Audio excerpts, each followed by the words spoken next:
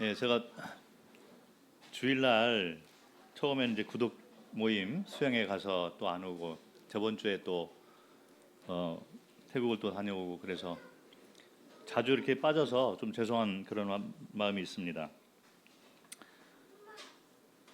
어, 먼저 태국을 갔다 왔는데 어떤 일들을 했는가 잠깐 사진을 통해서 좀 보여드리고 그리고 이제 준비된 말씀을 전하도록 그렇게 하겠습니다. 뭐 주님께 감사드리고 또 함께 요거 오케이. 오케이. 예, 기도해 주셔서 무사히 다녀왔습니다. 뭐 저희가 태국을 가기 전에는 사실 저희도 이제는 뭐 준비하는 과정도 그렇고 뭐 여행 자체가 그렇게 쉽지가 않더라고요. 그래서 마음에 가기 전까지는 이제 부담이 돼요. 그래서 다음에는 가지 말자 항상 그러는데 올해도 벌써 두 번째 갔다 왔고 오려고 하는데 거기서 또 연말에 또 오셔야 될 것 같습니다. 또 그래서 태국식으로 그 앞에서는 아무 말도 안 했는데 속마음으로는 어떻게 또 오겠느냐 이미 결론을 좀 내린 상태로 돌아왔습니다. 그쪽에서는 뭐 좀 필요한 그런 게 있어요. 상황이 자꾸 일어나니까 와서 좀 함께 해줄 수 있느냐 뭐 이런 얘기를 하지만 사실 뭐 방문 자체가 뭐 쉬운 건 아닌 것 같아요. 저희가 이제 건강도 조금 옛날 같지 않고 그래서 어쨌든 이번에도 주님의 은혜 가운데 또 기도해 주신 성도님들 덕분에 잘 다녀왔습니다. 맨 처음에 저희가 방콕을 들렸습니다. 이번에는 특별히 방콕 모임을 저희가 들리고 싶어서 보통 이제 태국을 방문하면 북쪽에 네 모임이 있기 때문에 북쪽 책마이로 먼저 가요. 그러다 보니까 방콕 모임은 특별히 또 들리려면 일주일을 또 있어야 되거든요.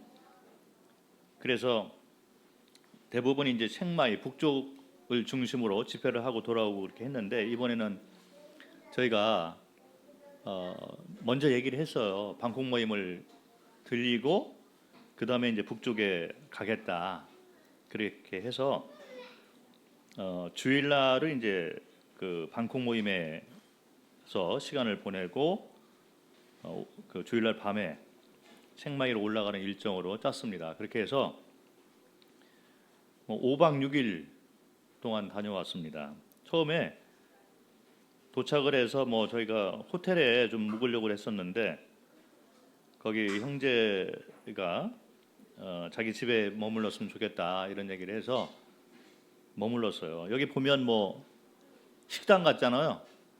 이 집이에요. 저도 놀랐습니다. 그래서 여기 양복 입은 오른쪽에 양복 입은 형제 있잖아요. 그 형제 집이에요. 그래서 어떤 일을 하고 있냐면 형제가 사업가거든요. 제법 큰 사업가더라고요. 그래서 일하는 일꾼들이 한 200여 명 되는 중장비 같은 거 있잖아요. 이거 포크레인 같은 거 파는 그런 회사예요. 거기 대표. 그래서 뭐 잘 살더라고요. 그 뭐 방에 우리 문영건 형제님도 이제 저희가 가니까 방콕에서 합류를 했어요. 그래서 저희 가정, 저희 부부하고 문영건 형제 부부가 같이 묵어야 되는데 방 두 개가 있을까? 그리고 방 안에 또 화장실 같은 게 있을까? 이렇게 생각을 했는데 방 두 개 뭐 다 있고요. 그리고 또 화장실도 방 안에 다 있고 들어가는 입구, 복도에도 화장실이 또 몇 개가 있더라고요. 집 안에 또 수영장도 있고 엘리베이터도 있어요. 그래서 이게 뭐 장난 아니다 싶은 생각이 들었는데 이 형제님은요 원래 제가 책마에 있을 때 이 형제가 이제 다른 교회를 다녔었거든요. 부모님 어머니하고 누님이 있어서 제가 만났었는데 그 뭐 안면은 있었지만 뭐 다른 교회를 다니고 있었기 때문에 크게 뭐 그 접촉점이 없었는데 한날 여기 아는 그 형제가 이제 저를 초대를 해서 이 가정한테 복음을 좀 전하러 가자. 그래서 복음을 전했습니다. 그래서 나중에 그때는 이 형제가 싱글이었거든요. 근데 나중에 또 결혼을 한 자매가 제가 중학교 때부터 데리고 있었던 그 치앙마이 교회에 기숙사를 했었는데 치앙마이 교회에 중학교 때부터 내려와서 그 같이 생활했던 그 자매가 있어요. 그런데 고등학교를 졸업을 하고 또 이제 모임에서 좀 떠나서 다른 교회도 다니고 뭐 이것저것 직장도 이렇게 옮겨 다니고 그러다가 결혼을 이 형제하고 했어요. 그래서 이 형제가 이제 뭐 사업을 방콕으로 늘리게 되면서 방콕으로 내려와서 방콕 모임을 오게 된 거죠. 그래서 방콕 모임에 큰 힘이 되고 있습니다. 그래서 이게 뭐 그냥 뭐 이 의자나 테이블 그다음에 음식 이런 것 자체가 그뭐 중국 음식점 좋은 음식점보다 더 세팅도 잘 돼 있고요. 너무 잘 대접을 받고 돌아왔습니다. 이 가정 모습이거든요. 안 올라가는데. 요거 예. 예, 그래서 이제 뭐 음식을 하고 그 먹고 이제 같이 사진 찍고 그렇게 했습니다. 그리고 난 다음에 이제 그 다음 날 그 다음 날 이제 토요일 날은 이제 오전에 좀 관광을 좀 하자고 그러더라고요. 저는 이제 캔슬을 해서요. 내가 방콕에 살던 사람인데 무슨 관광이냐. 그래서 캔슬했는데 문영거 형제님이 있었잖아요. 그 부부가. 문영거 형제님은 방콕을 잘 몰라요. 북쪽에만 있기 때문에. 태국 간 지 7년 됐는데 방콕을 잘 몰라요. 북쪽에만 있다 보니까. 그래서 문영거 형제 생각을 해서 내가 그러면 다시 가겠다. 그래서 오전에는 좀 방콕 투어를 잠깐 하고 그리고 이제 오후 시간에 복음을 좀 전해 달라고 그래서 복음 전하고 요거는 이제 저녁 때 성도들이 다 모여가지고 제가 말씀을 특별 집회를 하는 장면입니다. 토요일 날 저녁 때 이제 특별 집회를 했고 다음 요거가 이제 주일날 다 끝난 다음에 뭐 사진을 좀 늦게 찍었어요. 그래서 먼저 간 가족도 있는데 어쨌든 오후에 이제 그 사진을 같이 찍은 그래서 뭐 한 3, 40명 되더라고요. 그 태국에서 교회가 한 3, 40명 정도 되면 이미 중급 정도 교회예요. 태국은 기독교 숫자가 너무 적어 가지고요. 이 정도 규모 되면 이미 규모가 갇혀 있는 그런 교회가 됩니다. 뭐 대형 교회야 뭐 더 많이 있지만 이렇게 때까지 되는 것이 쉽지가 않은 그런 상황이에요. 그래서 교회를 개척한다 하더라도 그 수많은 개척교회들이 다 문을 닫고 그런 상황입니다. 그래서 선교사들의 무덤이다 이런 그 별명이 있습니다. 태국 자체가. 그리고 무엇보다도 뭐 오늘 아침에 내가 신문 보고 왔는데 세계 불륜 국가 있잖아요. 불륜율이 제일 많은 그런 그 국가들이 1번부터 10번까지 있어요. 그 얘기는 이제 결혼을 했는데 불륜을 하는 거죠. 근데 그 퍼센테이지가 쭉 나오거든요. 근데 1위부터 10위까지가 있는데 2위부터 10위까지는 다 유럽 국가인데 아시아 국가로서 맨 위에 딱 있는 세계 1위 불륜 국가가 태국이에요. 그러니까 51%. 그래서 두 가정에 한 가정 이상이 반드시 불륜을 하고 있다. 이렇게 보면 되는데 2위가 46% 덴마크. 그 1위하고 2위도 상당히 차이가 날 정도로 성적으로 영적으로 너무 문란한 나라가 됩니다. 그런데 그 가운데서 이렇게 뭐 성도들이 모이고 있다는 건 너무 감사한 일이 되는 거죠. 다음. 그래서 오전에 말씀을 전하고 그리고 식사를 같이 하고 오후에 또 남아서 이제 특별히 이제 질의응답도 하고 또 저보고 이제 가르쳐 달라고 해서 오후 시간을 갖고 이렇게 했습니다. 그래서 총 3번을 말씀을 전했고 그리고 복음을 또 전했어요. 예, 그 다음 제가 지금 복음을 전하는 장면이거든요. 근데 문영광 형제가 좀 더 어린 아이들을 이제 데려다가 복음 전하고 저는 좀 나이가 있는 그 청년들 대상으로 복음을 전했는데 영어로 전해야 돼요. 이게 나 참 희한한 일을 좀 당했는데 이게 태국이잖아요. 이게 태국 자녀들이에요. 근데 국제학교들을 다녀가지고 태국말 자체를 그렇게 익숙하지 않은 상황이더라고요.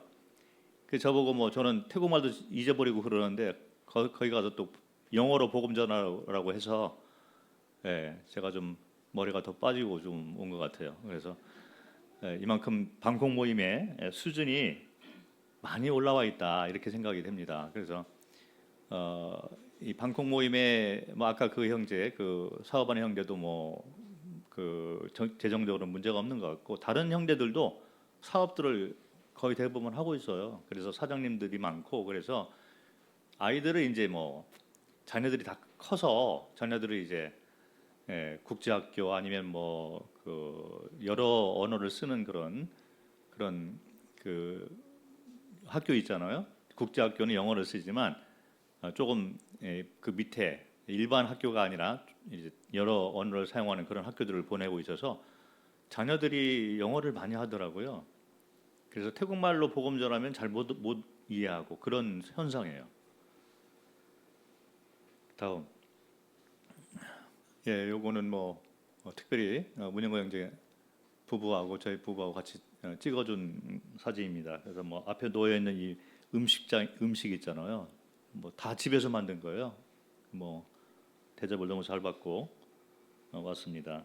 다음, 요게 이제 놀러간 방콕에서 이제 옛날에는 가장 높은 탑이었어요. 근데 지금은 더 높은 건물을 지어가지고 그 꼭대기에 이제 이런 그렇게 스카이 이렇게 돌아가는 거 있잖아요. 그거 문영광 이제 부부가 방콕을 모르기 때문에 올라가서 이제 쭉 보면서 거기에 이제 이런 것이 있어요. 그래서 좀 찍고 놀다 왔습니다. 다음. 그러고 난 다음에 이제 저희가 주일날 오후에 저녁 때 비행기를 타고 이제 치앙마이로 가서 이게 이제 자매 수양회 이때부터 이제 우명아 자매가 이제 강사로 4시간을 뭐 전했습니다. 2박 3일로 했는데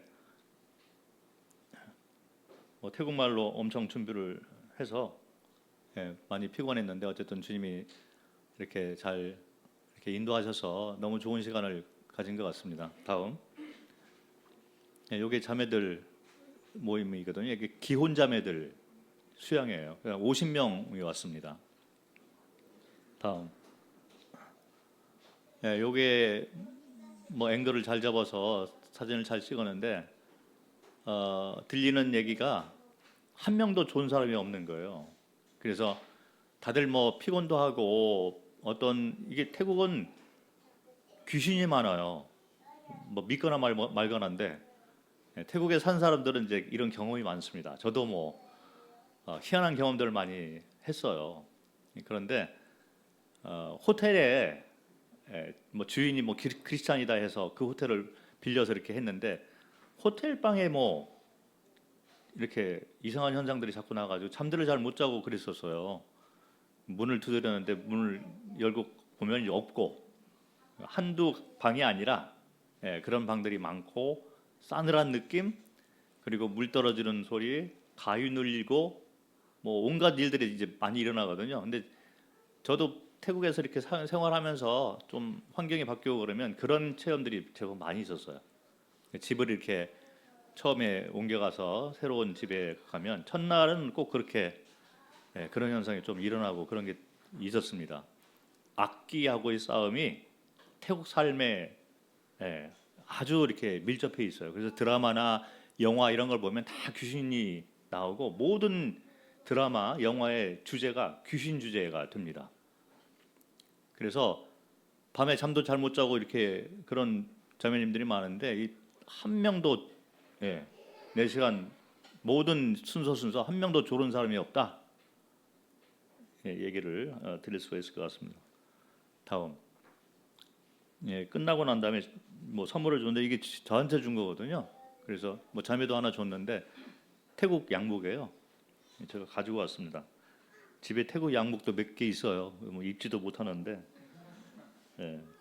다음.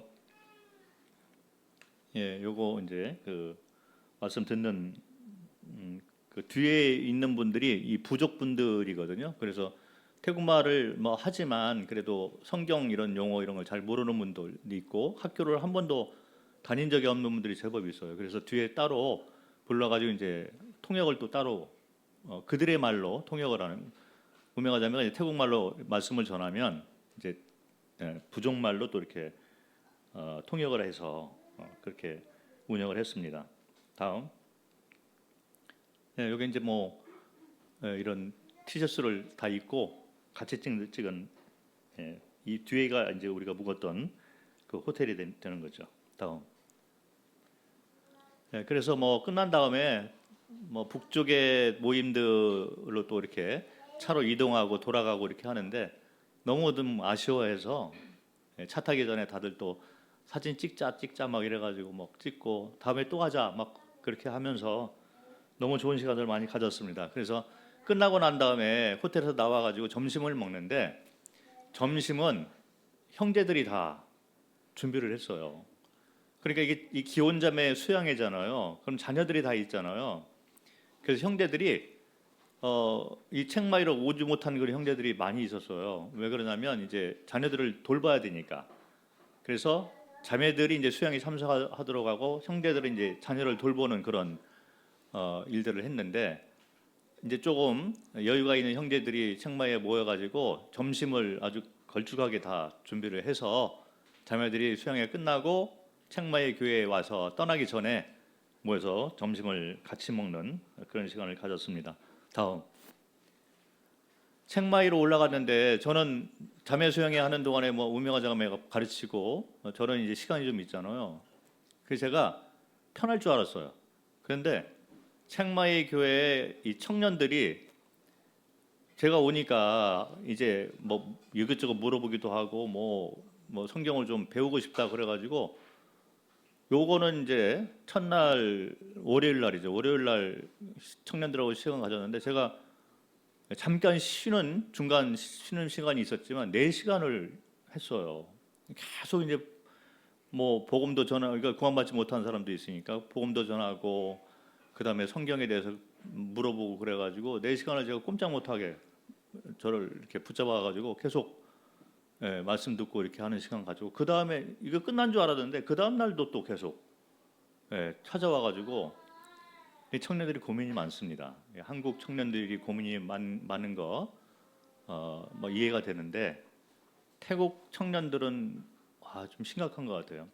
가정이 다 깨져 있잖아요. 불륜율이 그렇게 높으니까. 그래서 제대로 된 가정들이 사실 사회 전체적으로 그렇게 많지 않아요. 태국이. 그러다 보니까 뭐 어렸을 때부터 이제 성적인 문제 그다음에 저게 많잖아요. 그 트랜스젠더 그 동성연애 이게 너무 많이 있어요. 그래서 어렸을 때 초등학교 때부터 내가 여자로 살까 남자로 살까 그걸 결정해야 되고 친구들이 이제 그거를 서로 의논하고 나는 여자가 좋아 남자가 좋아 그러면 여자였던 아이가 남자로 변하게 돼서 사는 거예요. 그게 이제 일반적인 현상이거든요. 그리고 태국은 뭐 5개 모임이 있어서 청년들이 모임 안에서 서로 결혼하고 이것이 너무 쉽지가 않아요. 왜냐하면 5 모임이 있고 청년들이 있지만 친척들이 많거든요. 또 그러다 보니까 친척끼리 결혼할 수도 없고 근데 이제 결혼할 연령대가 되고 그래서 많은 교회 안에 청년들이 외부 나가서 일도 하고 그다음에 결혼 문제로 흔들리고 이 사회 전체가 이런 성적인 게 너무 문란한데 그 가운데 이런 그 주님의 자녀로서 삶을 지켜나가는 것이 그렇게 쉽지가 않아요. 그런 문제 저런 문제 다 뭐 의논해서 이제 나한테 물어보는데 제가 사실 영적 그 아비잖아요. 제가 털을 다 놓고 이렇게 했는데 이 청년들이 지금 이 엄마 아버지 때에는 제가 이제 복음을 전해 가지고 한 사람 한 사람 그 교회에 들어왔거든요. 엄마 아빠는 이 역사를 다 알고 있는 거예요. 근데 자녀들이 커서 이렇게 됐잖아요. 2세대들이잖아요. 그런데 오히려 저하고 이제 얘기를 많이 하면서 마음을 다 털어놓고 얘기를 해요. 그러면서 이게 그 뭐 완전히 어른인데 자기들하고 잘 통한다 그래서 제가 오기 전까지 좀 시간을 많이 갖고 그래서 되게 피곤하더라고요. 그래서 저도 나름대로 이런 사역을 하고 왔습니다. 다음. 요게 이제 오기 전에 마지막 밤에 이제 공항에 서서 찍은 사진인데 여기 흰 셔츠 입은 형제님이 이제 그 치앙마이의 그 장로로 있는 그 우명화 자매 옆에 있는 그 자매도 부부로서 이렇게 그래서 처음에 침례식을 했는데 그 처음에 침례식 받은 형제 자매예요. 그래서 일꾼이 되고 지금은 이제 태국 모임의 가장 그 영향력이 있는 이제 일꾼으로 되어 있죠. 그리고 이제 뭐 조금 있으면 또 여기도 은퇴를 해야 될 나이가 된 것 같아요. 그래서 다음 세대를 세운다 이런 얘기도 하고 왔습니다. 그리고 왼쪽에 있는 저 자매하고 그 아이들 둘은 저 자매는 제 수양 딸이에요. 그래서 제가 태국에 있을 때 9년인가 저희 집에 같이 살았던 그래서 학생 때부터 대학 졸업할 때까지 저희 집에서 저희가 수양 딸로 여기 이제 주리자매보다 언니지. 그래서 수양 딸로 계속 데리고 있었는데 지금 결혼해가지고 애가 둘이 있어요. 그래서 우리가 가면 뭐 찾아와요. 와서 그런 시간을 가졌습니다. 뭐 동영상이 좀 있는데 그거는 뭐 이게 안 나오는 것 같아요. 그래서 여기서 그냥 마치도록 하고 보고를 마치도록 하겠습니다. 자, 보고는 이제 뭐 짤막하게 제가 말씀을 드렸고, 자 오늘 말씀은 눈물을 흘리며 씨를 뿌리는 자라는 제목으로 말씀을 드리도록 하겠습니다. 눈물을 흘리며 씨를 뿌리는 자. 자, 이 말씀은 시편 126편에 나와 있는 말씀입니다. 한번 보도록 하겠습니다. 시편 126편.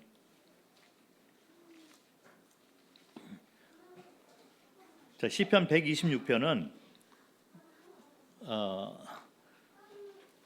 이스라엘 백성들이 포로 생활을 했습니다. 그래서 70년 포로 생활을 하고 하나님께서 약속하신 대로 그 은혜 가운데서 이제 바벨론에서 그 원래의 땅으로 이렇게 귀환을 하는 그런 것들을 적어놓은 말씀이 됩니다. 그래서 1절과 2절, 3절 가운데는 포로 생활에서 이제 귀환을 하면서 이제 그 기쁨을 말을 하고 있고, 그 다음에 이제 4절은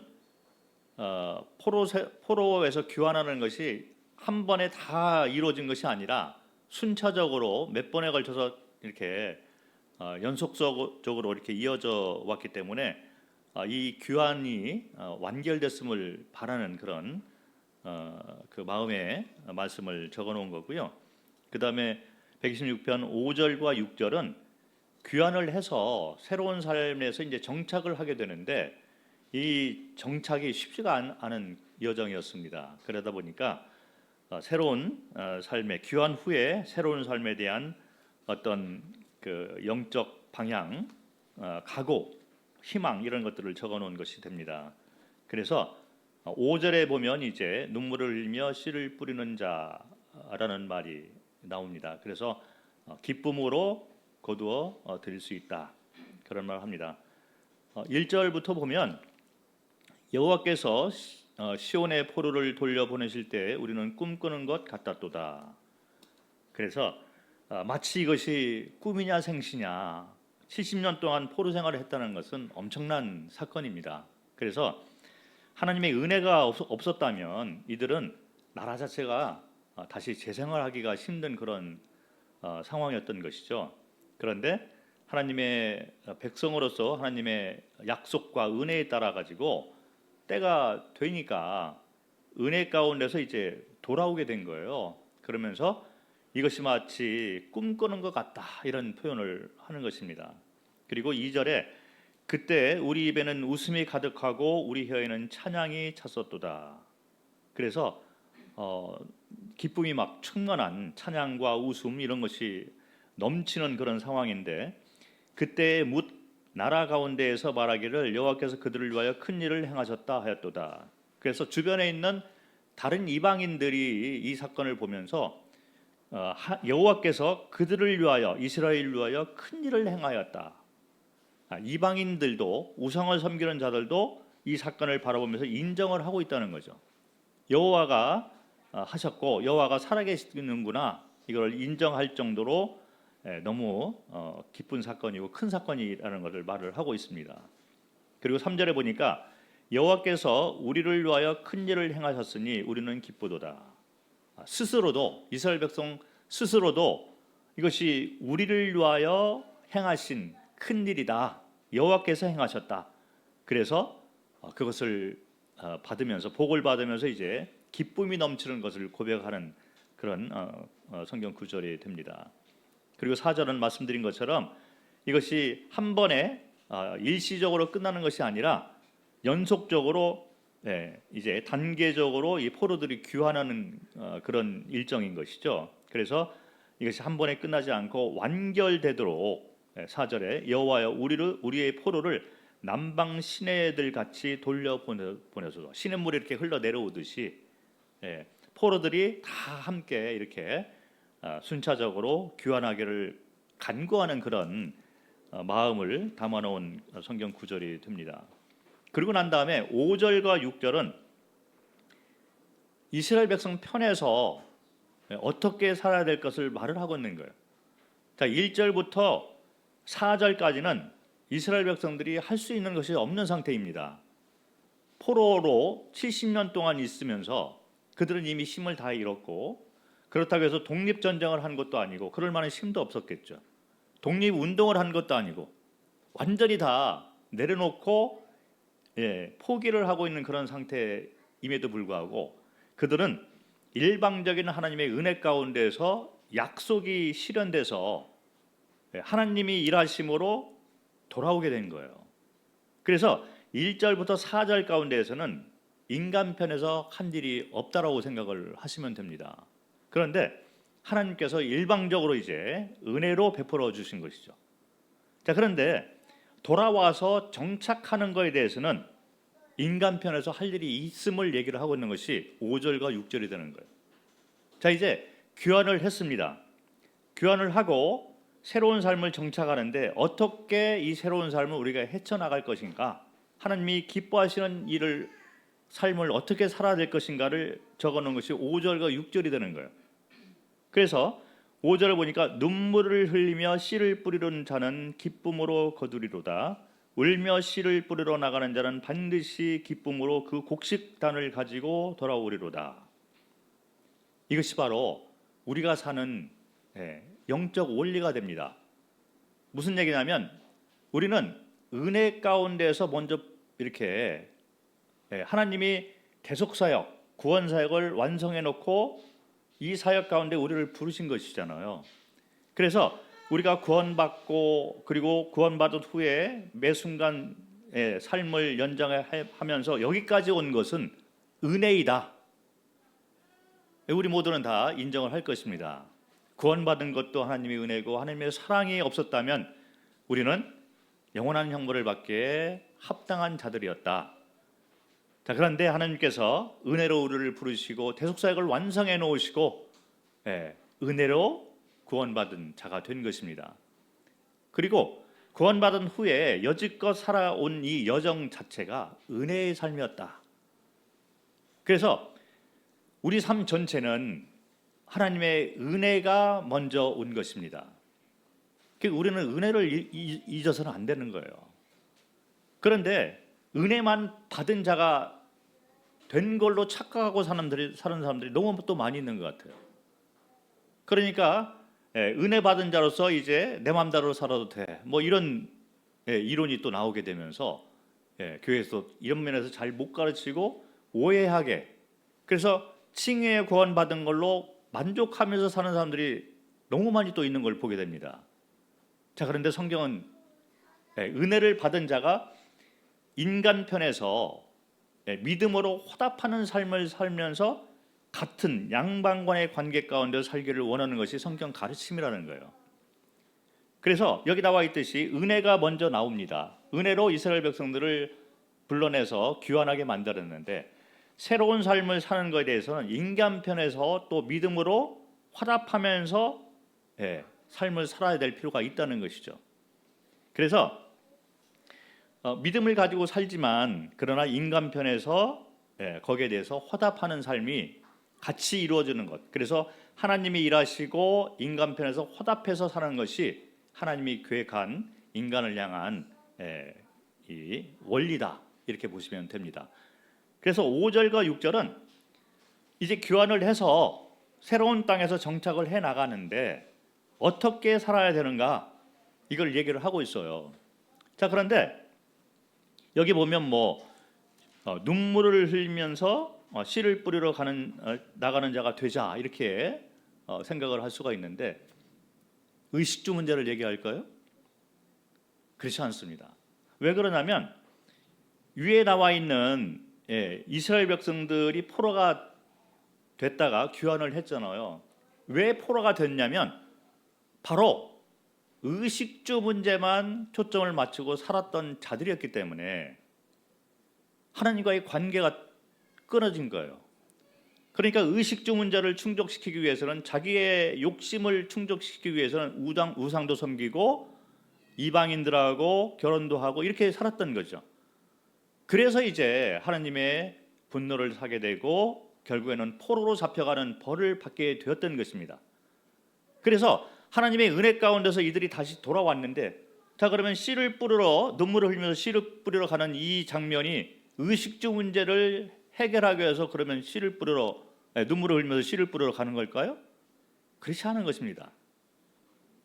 하나님이 말씀하고 있는, 바라는 여기 나와 있는 5절과 6절의 삶의 목적과 방향은 영적인 회복을 얘기하는 거예요.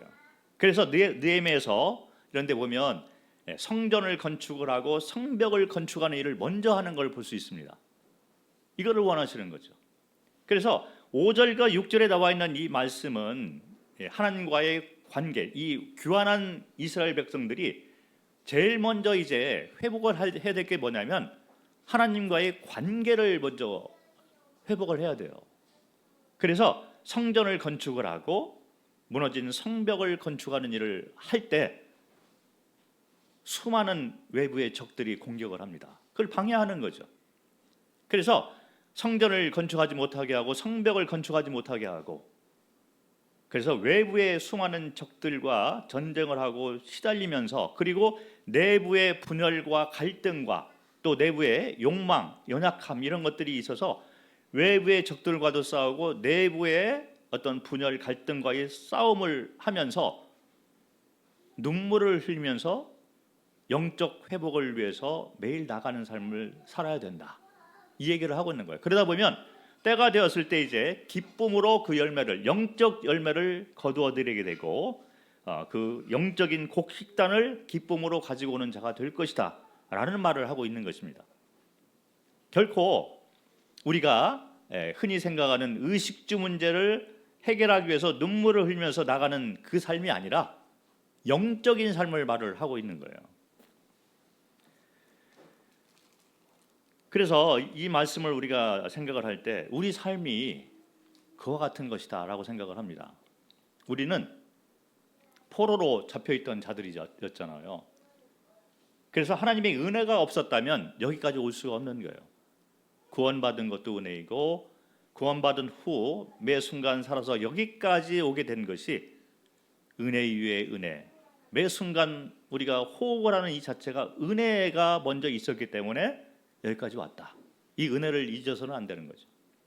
자, 그런데 은혜를 받은 자로서 이제 우리가 해야 될 일이 있습니다. 이 땅에 살아가면서 왜 우리를 이 땅에 남겨놓으셨는가?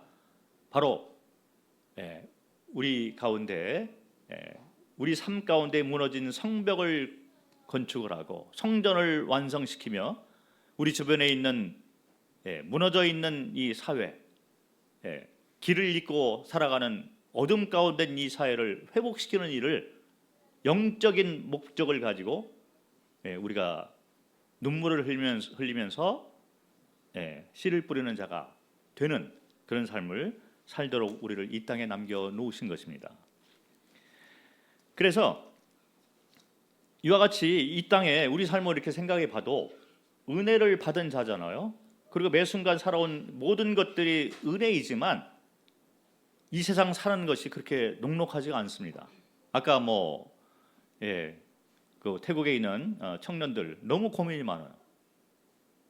거기서 이제 흔들리면 자기의 선배들 이런 사람들이 다 다른 교회가 없는 다른 곳에 가서 의식주만 해결하기 위해서 일들을 찾다 보니까 세상적으로 많이 빠지게 되고 남자를 만나고 또 여자를 만나고 그러면서 완전히 세상 사람 같은 그런 삶을 사는 자들이 너무 많이 있는 거예요. 그런 선배들의 모습을 바라보면서 자라나고 있는 이 청년들이 고민이 많아요. 그 고민을 다 털어놓더라고요. 모임에 어른들에게는 얘기를 못하는, 자기 부모들에게는 얘기를 못하는 것들을 다 털어놓는 거예요. 제가 나이가 훨씬 더 많은데 제 눈에는 이 부모들이 제 영적 자녀들이잖아요. 나한테 털어놓지 못할 것 같은데 다 털어놓더라고요. 너무 힘든 상황을 맞이하면서 그들이 어렵게 살아가는 것을 제가 보면서 너무 동감이 되더라고요. 울기도 많이 하고 그러더라고요. 그 교제하면서. 그런데 우리가 포로된 상황에서 이렇게 귀환한 새로운 삶을 이렇게 살아가면서 우리 자체도 녹록한 삶이 아닌 것 같습니다. 그래서 우리가 주님과의 관계를 올바로 형성하고 성전을 건축하고 성벽을 쌓는 그런 영적인 삶을 살기를 원하는 마음이 있지만 세상 적들이 너무 많이 있는 것 같아요. 이 세상의 흐름과 이 세상의 가르침 이런 것들이 우리를 방해를 하고 우리를 무너뜨리려고 열심히들 우리를 공격하는 것이 우리의 매일 삶이 됩니다.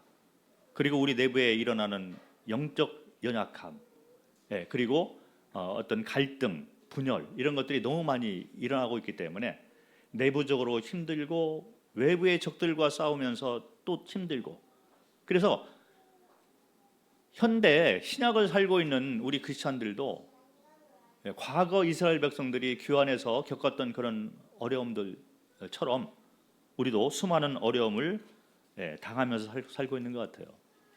자, 그럼에도 불구하고 시편 126편 5절과 6절에 나와 있는 말씀처럼 눈물을 흘리면서 씨를 뿌리는 자가 되자. 그러면 반드시 기쁨으로 곡식을 거둬들이는 열매를 얻게 될 것이다. 이 말이 있는데, 자, 영적 열매를 얻기 위해서 눈물을 흘리며 씨를 뿌리러 나가는 자가 되기 위해서 무엇이 필요할까요? 첫 번째는 영적 삶의 목적이 영적인 목표가 분명히 있어야 된다는 거예요. 구원받은 성도들의 삶 가운데 내가 이제 구원받았으니 은혜 가운데 나는 천국 갈 수 있어. 그리고 사는 모습을 보면 많은 분들이 영적 삶의 목표가 전혀 없이 살고 있는 분들이 너무 많아요. 비전이 없이 살고 있는 분들. 그래서 세상에 어떤 유혹과 어려움이 닥칠 때 주저앉게 되고 흔들리게 되고 앞으로 나가지 못하는 그런 삶을 사는 분들이 너무 많이 있는 것을 보게 됩니다. 자, 그런데 여기 나와 있는 눈물을 흘리며 씨를 뿌리러 가는 자들의 삶이라는 것은 삶의 목적과 방향과 비전이 확실한 삶을 살고 있다는 얘기를 하고 있는 거예요. 힘들잖아요. 그런데 오늘도 일어나서 수많은 반대 적들이 내 앞을 가로막지만 그러나 나는 눈물을 흘리면서 이 고난을 이겨내면서 그래도 오늘도 씨를 뿌리러 나가는 삶을 살겠다. 자, 그럴 때 열매를 얻을 수 있다는 거죠. 그래서 현대를 살고 있는 우리 크리스찬들 어렵습니다. 어른들 세계에 어려움이 또 있었을 거예요. 그런데 어른들 입장에서 젊은이들을 바라볼 수가 없는 것 같아요. 요즘 젊은이들 겪고 있는 어려움들은 우리 세대하고는 또 다른 것 같아요. 제가 신문에 봤는데 어떤 얘기가 나오냐면 액체 세대다 이런 얘기가 있더라고요. 혹시 아시나 모르겠네요. 뭐 MZ 세대, 뭐 알파 세대, 뭐 이런 얘기는 있는데 액체 세대는 저도 처음 들어본 용어예요. 무슨 얘기냐면 어렸을 때부터 유튜브를 통해서 세상 모든 것을 다 이렇게 접할 수 있는 세대가 되었기 때문에 대체 만족이 많습니다. 그래서 내가 휴가철을 맞이해서 뭐 제주도를 한번 다녀왔어. 그런데 다녀오는 도중에 이제 유튜브를 보니까 덴마크가 나오고 뭐 유럽 여행을 간 사람이 나오고 다른 것들이 다 나오는 거예요. 그러다 보니까 제주도 갔다 온 걸로 만족이 안 됩니다. 요거는 이미 흘러간 물이고 내 눈에 바라보는 유튜브에서 말하고 있는 유럽 여행이 만족스럽구나. 여기서 또 가고 싶은 거예요. 그래서 이런 대체 만족, 그래서 끝없이 들어오는 욕망, 이런 것들이 계속 내 삶을 주관하고 있기 때문에 액체 세대다 이런 얘기를 하더라고요. 표현을 잘한 것 같다는 생각이 듭니다. 그래서 만족할 수 없고 이 채워지지 못하는 거죠. 그래서 행복이 내 삶을 주관하는 세대가 아니다. 단지 도파민이라고 그러잖아요. 호르몬이 이걸 이렇게 보면서 대체 만족을 이렇게 해요. 그럴 때 호르몬 작용이 있어서 그때 잠깐 기쁨이 있고 그리고 난 다음에 또 다른 것을 또 보게 되면 또 이제 부족한 거죠. 그러다 보니까 계속 유튜브 속으로 빠져들게 되면서 도파민이 왔다 갔다 올라갔다 내려왔다 올라갔다 내려왔다 진정한 행복은 없다. 이런 세대가 요즘 젊은이들 세대라고 생각을 할 수가 있을 것 같습니다. 어른들은 잘 모를 수 있어요. 그런데 젊은이들이 겪고 있는 어려움들이 너무 많이 있는데 그럼에도 불구하고 우리는 눈물을 흘리며 씨를 뿌리러 나가는 자가 돼야 된다는 얘기인데 그 핵심 내용은 삶의 영적 목표가 확실히 있어야 된다. 내가 무엇을 위해서 살고 있는가 이 영적 비전이 확실히 있어야 된다는 거죠. 그 얘기를 하고 있는 것입니다. 그렇게 될 때 우리는 눈물을 흘리며 씨를 뿌리러 나가는 자가 매일 살아가면서 그런 모습으로 살아갈 수가 있다. 그래서 인내를 할 수 있고 믿음을 가지고 살아갈 수가 있고 말씀 가운데 소망을 가지고 살아갈 수가 있는 거예요. 영적 삶의 목표와 방향이 확실하게 정해져 있지 않는 사람, 비전이 없이 그냥 살아가고 있는 크리스찬이라면 어려움이 있을 때 흔들리고 주저앉고 불만이 있게 되고 놓고 싶고 그래서 세상 사람들이 사는 모습이 더 커 보이는 그런 것들이 있을 수 있기 때문에 눈물을 흘리며 매일 밖으로 나가서 씨를 뿌리는 삶을 살 수가 없게 된다는 것입니다.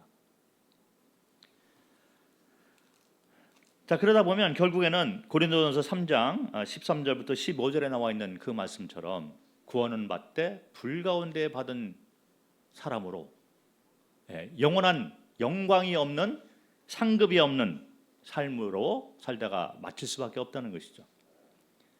그래서 우리가 뭐 사실은 우리 삶을 이렇게 돌이켜 보면 너무들 피곤하잖아요. 왜 그러냐? 이 세상이 우리를 그냥 놔두지 않습니다. 교회 오는 것도 힘들고 교회 와서도 또 힘들고 뭐 다들 힘들어요. 그런데 일하러 가고 또 학생들은 공부하러 가고 너무 힘들잖아요. 그런데 이것이 이 공부를 하고 이 일을 이루면서 내가 지금 눈물을 흘리면서 씨를 뿌리러 가는 삶을 살고 있다라고 생각하는 그런 분들이 있을 수 있어요. 자, 그런데 공부가 이 세상 만족, 이 세상에서 학벌로 그냥 끝난다면, 영적 목표와 비전이 없는 공부가 된다면 불이 나타나서 공적을 태울 때 남아있는 것이 아무것도 없게 된다는 거죠. 우리가 무엇을 위해서 공부를 하고 있는가? 무엇을 위해서 내가 이 일터에서 일을 하고 있는가? 영적 목표와 비전이 확실히 있어야 된다는 거죠. 우리는 학교를 매일같이 가는 거예요. 고됩니다. 그래서 내가 지금 매일같이 나가는 이 모습이 눈물을 흘리며 씨를 뿌리러 가는 것처럼 보이지만 잘못된 씨를 놓고 있는 삶이 될 수가 있다는 거죠. 때가 돼서 이것들이 다 없어지게 되는데 남아있는 공적이 남아있는 삶을 살아야 된다는 거죠. 영적인 씨를 뿌리고 그래서 이 공부를 통해서 내가 주님 나라 확장을 위해서 어떻게 이 공부가 도움이 될까? 영적 목표를 세워놔야 되고 이 일을 하는데 매일같이 회사 나가서 일을 하지만 고됩니다. 그런데 영적인 모습으로 시각으로 그거를 바라보면서 주님이 나를 이 회사에 이 일터에 남겨놓으신 이유가 뭘까? 영원한 것을 소망하면서 그 일터로 나가는 것이 필요하다는 것입니다. 자, 그런데 이렇게 영적 목표를 세워놓고 또 비전을 가지고 살아가는 것도 눈물을 흘리면서 매일 밖에 나가서 씨를 뿌리는 이 삶, 영적인 삶을 사는 것 자체가 쉬운 것이 아니에요. 그래서 성경은 말을 하고 있는 거죠.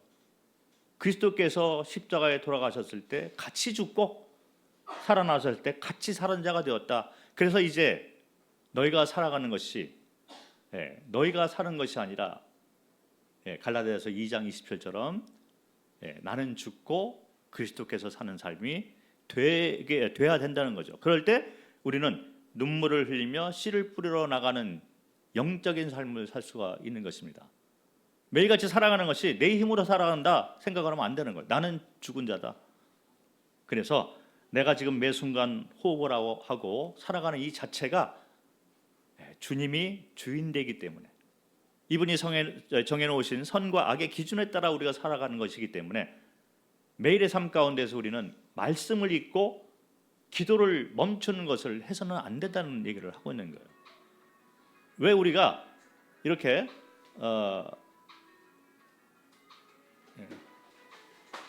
죄송합니다. 끄지도 않아요. 왜 우리가 이렇게 성경을 읽어야 되고 또 기도를 해야 되느냐? 이것이 율법이 아니라 말씀을 통해서 우리는 주님이 내 삶을 이끌어가는 삶이 돼야 되는 그 원동력을 말씀 가운데 찾게 되는 거예요. 그 말씀을 사모하는 삶이 되어야 되고 기도를 율법으로 하라는 것이 아닙니다. 기도는 우리 삶을 인도하는 하나님과의 소통이 되는 거죠. 그래서 진짜 영적으로 이렇게 목표를 세워놓고 비전을 가지고 살아가는 눈물을 흘리면서 씨를 뿌려가는 사람들의 삶 가운데 말씀을 멀리하고 기도를 멀리하는 삶이 있을 수가 없는 거예요. 눈물을 흘리면서 씨를 뿌려가는데 만약에 말씀을 안 읽고 기도를 하지 않는 그런 삶이다? 그 얘기는 자기가 자기의 의지와 자기 힘을 가지고 그 일을 하고 있다는 얘기가 되는 거예요. 분명히 문제가 생길 수가 있는 것입니다. 조금 가다 지치게 되고 결국에는 주님으로부터 멀어진 삶을 살게 되고 세상적인 그런 생각과 사고를 가지고 살다 보면 눈물을 흘리면서 씨를 뿌려가면서 영적 열매를 얻는 것에 대해서 관심이 점점 없어지게 되고 힘의 원동력도 잃어버리게 되고 그렇게 된다는 거죠.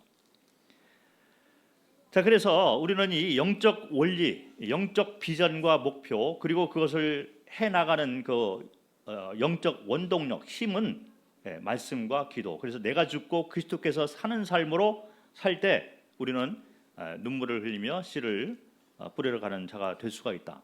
자, 그런데 언제 영적인 열매를 얻을 수 있을까요? 성경을 보면은요, 어떤 사람은 죽을 때까지 못 얻고 그냥 가는 분도 있어요. 히브리서 11장을 보면 그런 자들이 있습니다. 그런 자들은 죽은 후에 보상을 따로 받게 된다 이런 얘기를 하고 있는 거죠. 사무엘을 보면 사무엘이 다윗을 이렇게 기름 부은 자가 됩니다. 선지자 있잖아요. 그래서 다윗이 이스라엘의 왕이 되고 이스라엘 왕국, 다윗의 왕국이 세워지는 것을 마음 가운데 손꼽아 기다렸던 사람이었을 것입니다. 그런데 성경을 보면 사무엘이 죽을 때까지 다윗은 도망자의 신세로 있었다는 것입니다.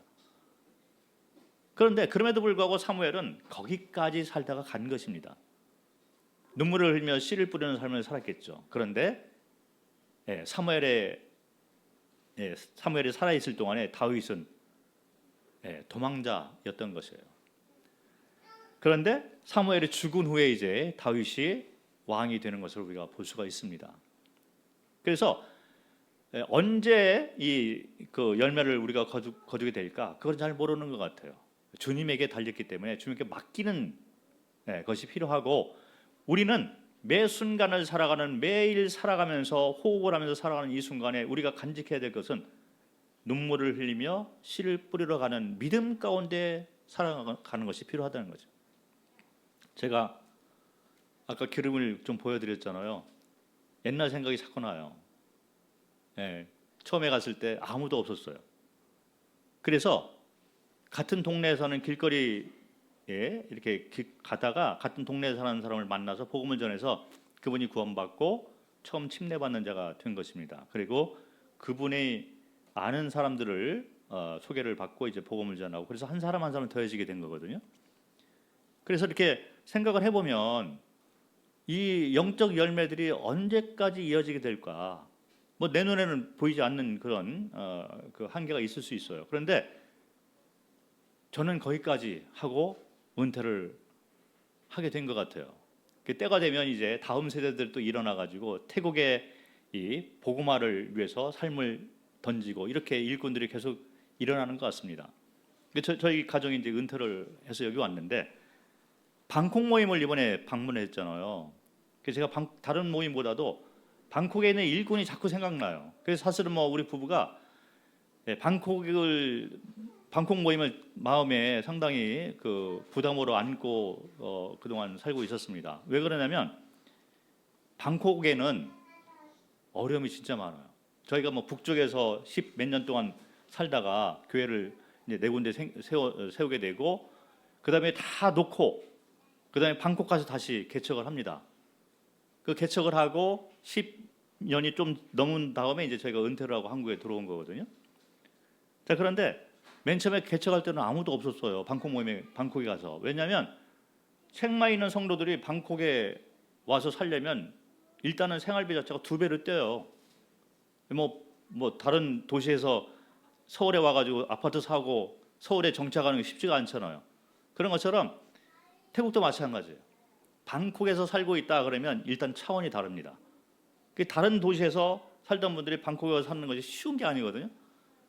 그래서 개척을 할 생각을 못 하고 있었는데 그래서 저희 가정이 간 거예요. 어려운 거를 알고 갔습니다.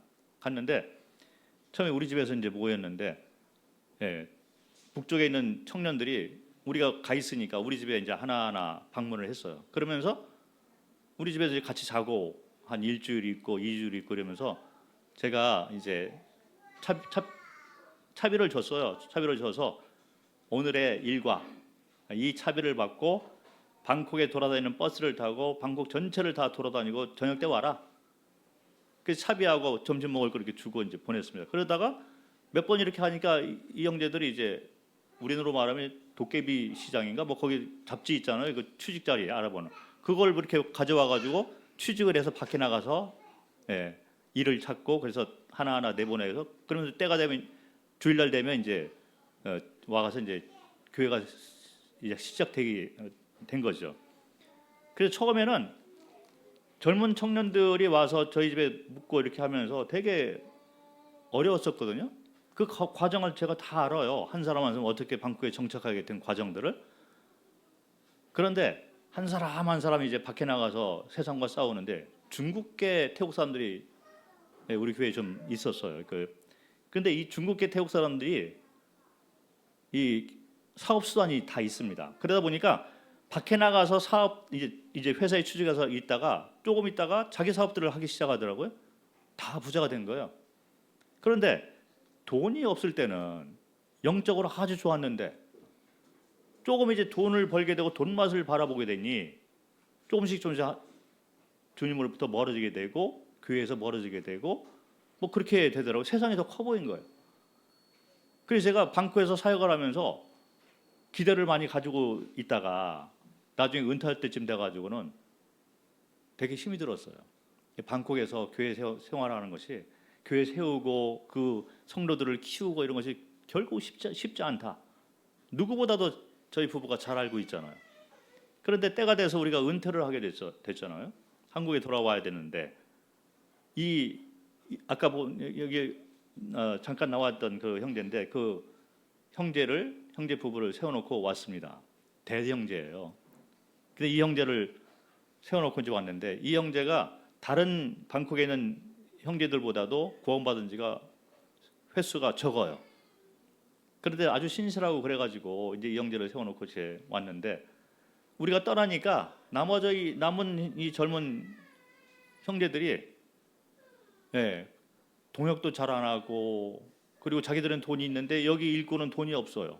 어떤 때는 공개를 안 하면서 겉으로 볼 때는 돈 가지고 위협하는 것 같기도 하고, 우리 말 잘 들어라 뭐 이런 식으로 하는 것 같기도 하고, 그 모습이 너무나 안 좋아가지고 우리가 멀리 떨어져 한국에 있었지만 마음이 너무 아팠어요. 그래서 이 방콕 교회가 유지가 될까 그랬는데, 놀랍게도 이 대정제가 끝까지 견디더라고요. 그러면서 제가 마음 가운데 드는 성경 말씀이 바로 오늘 주제가 됩니다.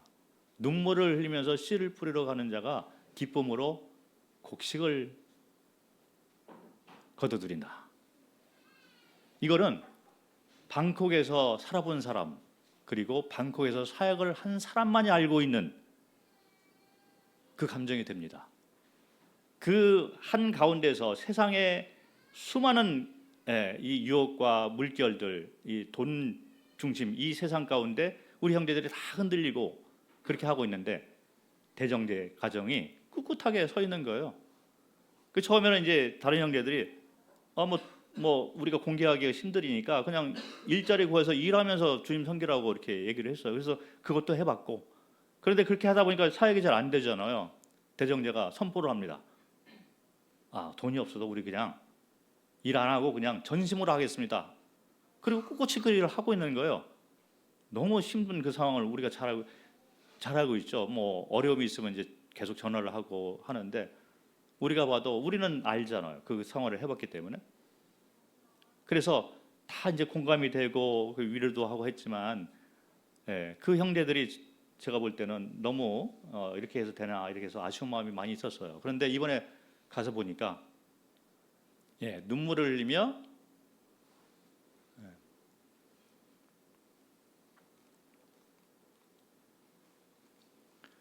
씨를 뿌리러 가는 자가 결국에는 열매를 얻게 된다.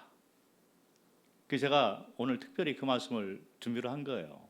그냥 뭐 이렇게 성경 읽다가 준비한 것이 아니라, 방콕에는 그 형제를 이렇게 생각을 하면서 제가 너무나도 동감이 돼서 이 말씀을 하게 된 것입니다. 아까 이렇게 보셨지만 이제 자녀들이 있잖아요. 이 부모들 세대에 애가 많이 이렇게 흔들렸고 세상 돈을 벌기 위해서 많은 시간들을 이렇게 투자하고 이렇게 했는데, 이제 이 형제들이 돌아오기 시작하는 거예요. 왜 그러냐? 자기들은 세상과 싸우면서 그렇게 돈 벌고 이렇게 시간 많이 낭비하고 이렇게 했었는데, 자녀들이 태어나잖아요. 자녀들 둘 있고 셋 있고 이렇게 해요. 그러면 이 자녀들이 지금 컸어요. 그러면 태국의 사회에 이 물결에 가면 이 자녀들이 다 이제 유혹을 받고, 성적인 문제에 다 뭐 마약도 하고 에이즈 걸리고 다 그렇게 갈 거예요. 그러니까 부모에 대한 입장에서 우리 애들은 이렇게 해서 안 된다. 그러니까 애들 데리고 이제 교회를 오기 시작합니다. 그래서 돈은 있으니까 애들 국제학교 보내고, 여기 애들 자녀들이 많이 있는데 일꾼 형제 두 아들만 일반 가난한 학교를 보내고 있어요. 다른 이 자녀들은 다 영어를 하고 있는데, 그 가운데 영어 좀 배우고 그러고 있는 것 같아요.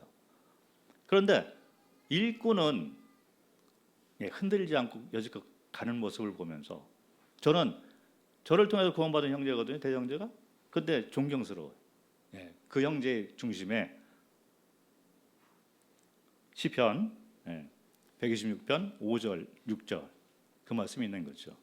그래서 눈물을 흘리면서 씨를 뿌리러 가는 자의 삶을 대정제 가정에 살고 있다. 나는 그래서 너무 제가 스스로 이번에 많은 위로를 받고 왔습니다. 그리고 이 말을 제가 대정제하고도 얘기를 했어요. 자, 우리가 무엇을 위해서 눈물을 흘리면서 씨를 뿌리러 나가는 삶을 살아야 될까? 때가 되면 다 공적이 불타고 남지 않을 건데, 우리는 무엇을 위해서 살고, 어차피 매 순간 살아가는 것이 힘들잖아요, 이 땅에 살면서. 그런데 공적에 남아있는 일을 우리가 해야 될 것 같습니다.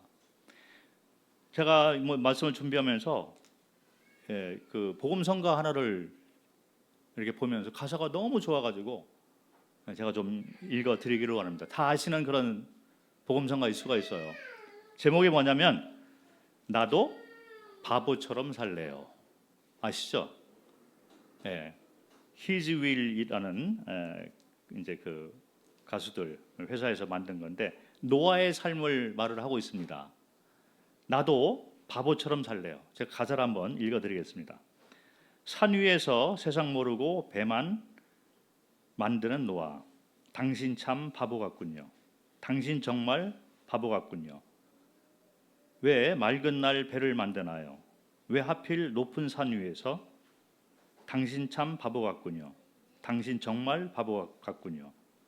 눈부신 해가 하늘 높이 뜨면 비의 약속 잊을만 한데 날마다 듣는 조롱에 그 외로운 길 포기할 만한데 당신은 어쩜 그리 묵묵히 그 길 가나요? 당신은 어쩜 그리 그 자리를 지켜냈나요? 당신은 어쩜 그리 묵묵히 그 길 가나요? 당신은 어쩜 그리 그 자리를 지켜냈나요? 당신 참 바보 같군요. 당신 정말 바보 같군요. 당신 참 바보 같군요. 나도 바보처럼 살래요. 그렇게 해서 끝나는 겁니다. 맨 마지막에 나도 바보처럼 살래요. 그런 가사 내용인데 노아가 비가 올 것이라는 약속을 받습니다.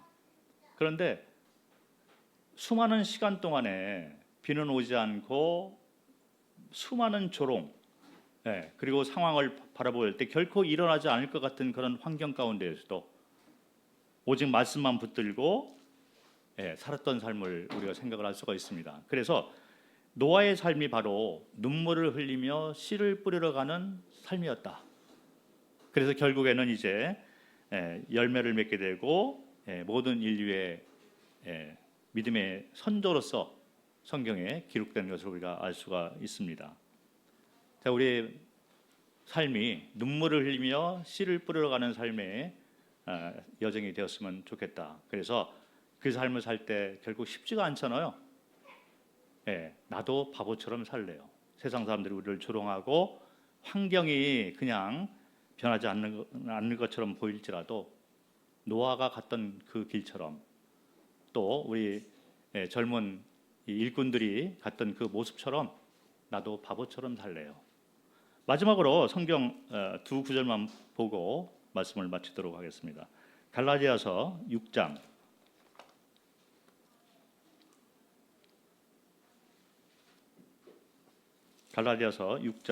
8절과 9절 말씀을 같이 한번 읽도록 하겠습니다. 갈라디아서 6장 8절 9절 같이 읽겠습니다. 시작. 자기의 육체를 위하여 심는 자는 육체로부터 썩어질 것을 거두고 성령을 위하여 심는 자는 성령으로부터 영생을 거두리라.